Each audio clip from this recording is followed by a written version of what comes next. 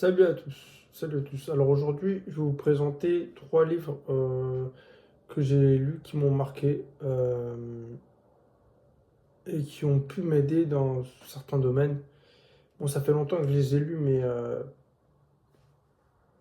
je cherchais une idée de vidéo et que j'ai pas trop le temps de, de mettre beaucoup de temps dans les vidéos. Je vais vous présenter ces livres très brièvement de de ce que j'ai retenu et de ce que je me souviens. On va commencer avec le premier qui est influence et manipulation. Donc, influence et manipulation, c'est très bien pour maîtriser le jeu social et donc maîtriser les mécanismes de persuasion. Je peux vous lire le résumé. Pourquoi et comment sommes-nous amenés à faire des choses contre notre gré?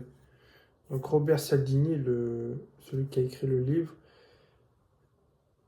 ici le résultat d'années de recherche sur les techniques de persuasion. Il dévoile les secrets psychologiques qui se cachent derrière notre tendance à nous laisser influencer, à que- ainsi que tous les moyens employés par les spécialistes de la manipulation et noter comment les battre sur leur propre terrain. Grâce à ce livre, vous ne direz plus jamais oui alors que vous pensez non.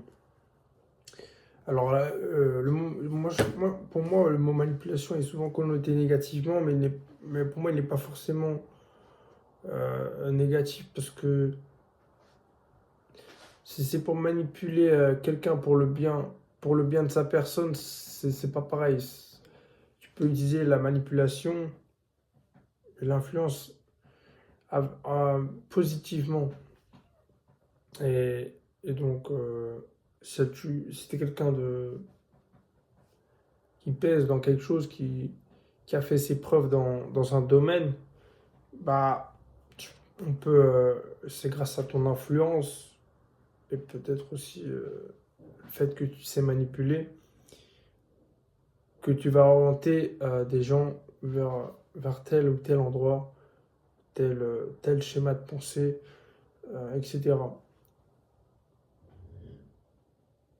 Maintenant, dans ce livre, ils vont vous présenter différentes techniques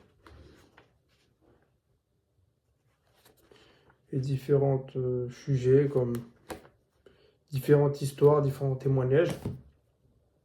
Donc voilà, c'est un livre très intéressant. Il faut que je relise d'ailleurs pour que ça, en fait, faut... Moi, je pense que vu que, apparemment, quand on lit un livre, on retient que 10% de ce qui...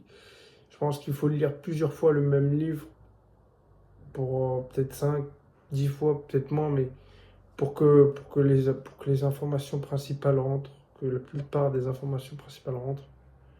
Et donc voilà. Je vais vous présenter un autre livre qui s'appelle d'Anthony Robbins. Donc non, il est connu, je trouve rare. L'éveil de votre puissance intérieure.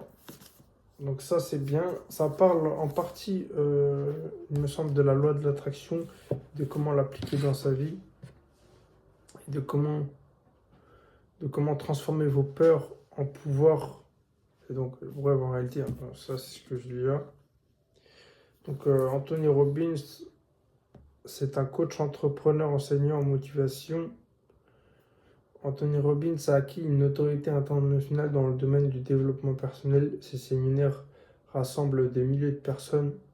Pour le pouvoir illimité et les 11 lois de la réussite sont également disponibles aux éditions J'ai lu. Et donc, brièvement, je vais vous parler du résumé, je vais vous lire le résumé. Donc, l'éveil de votre puissance intérieure. L'éveil de votre puissance intérieure est un livre qui va instantanément changer votre vie. Bon, ça c'est un grand mot, hein. Il faut savoir dans tout, il faut savoir appliquer ce qu'on vous dit. C'est-à-dire que moi, je suis pas la meilleure personne. C'est-à-dire que je suis pas le plus légitime pour vous parler de ça, mais la loi de l'attraction, ça marche, mais faut appliquer. C'est comme un peu tu te manipules toi-même et puis tu fais en sorte de faire les bonnes actions. On va dire comme ça. On va continuer. Les ressources nécessaires pour concrétiser vos rêves se trouvent en vous. C'est tellement vrai, hein.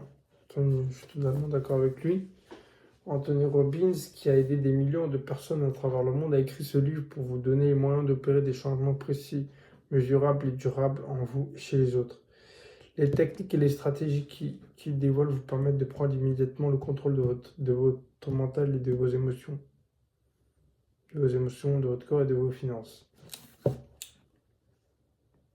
Donc pareil, il vous donne différentes techniques et différentes story time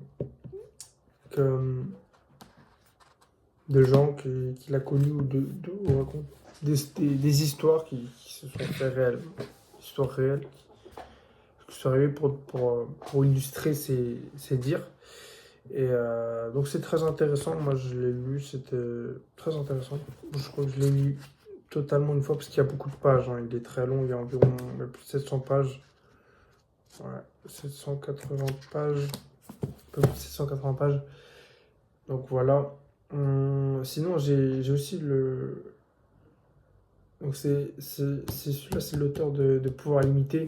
Pouvoir limiter, j'ai aussi, c'est un peu ça, c'est un peu une suite en fait. C'est un peu une suite, ça parle brièvement du, du même sujet, mais on va dire que je pense que Pouvoir limiter, c'est pour briser des schémas néfastes mentaux et briser des barrières mentales et atteindre son pouvoir limité comme il est écrit dans le titre de son précédent ouvrage. Euh, Maintenant, donc le troisième et le dernier, c'est les 12 règles pour une vie au-delà de l'ordre. Donc ça, c'est Jordan Peterson. Donc c'est un professeur et il dit que c'est un des plus importants penseurs actuels. C'est penseur. Je sais même plus c'est quoi la définition de penseur. Qu'est-ce que ça veut dire exactement? J'ai jamais fait attention à ça finalement. Bon, je vais regarder rapidement sur Google, penseur, définition, que penser.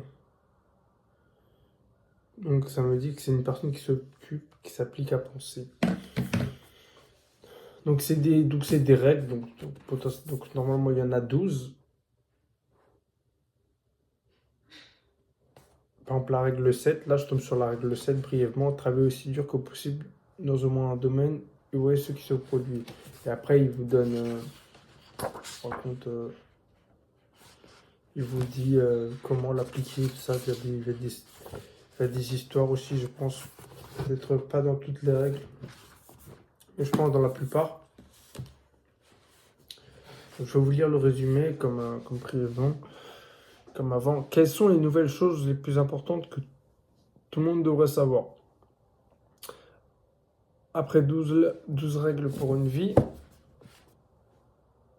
Ouais, parce que moi, j'ai pas lu les 12 règles pour une vie, mais ça, c'est les 12 nouvelles. Donc, je vous conseille de commencer par le premier, les 12 règles, les 12 premières règles. Et après, moi, j'ai pas commencé par là, parce que j'ai pas, j'avais pas trouvé, je pense, le premier. Je l'ai acheté un peu sur un coup de tête il y a quelques années. Voilà, je vous montre la fiche. Je crois pas que je vous l'ai montré. Voilà, sympa. L'illustration est sympa. Donc, je vais vous lire le résumé. Quelles sont les nouvelles choses les plus importantes que tout le monde devrait savoir? Après 12 règles pour une vie, Jordan B. Peterson nous délivre 12 nouveaux principes pour faire entrer le chaos dans nos vies sans se laisser submerger. En effet, le chaos n'est pas notre ennemi. Contrairement aux idées reçues, il est primordial de l'allier au quotidien que nous épuisons à si bien ordonner.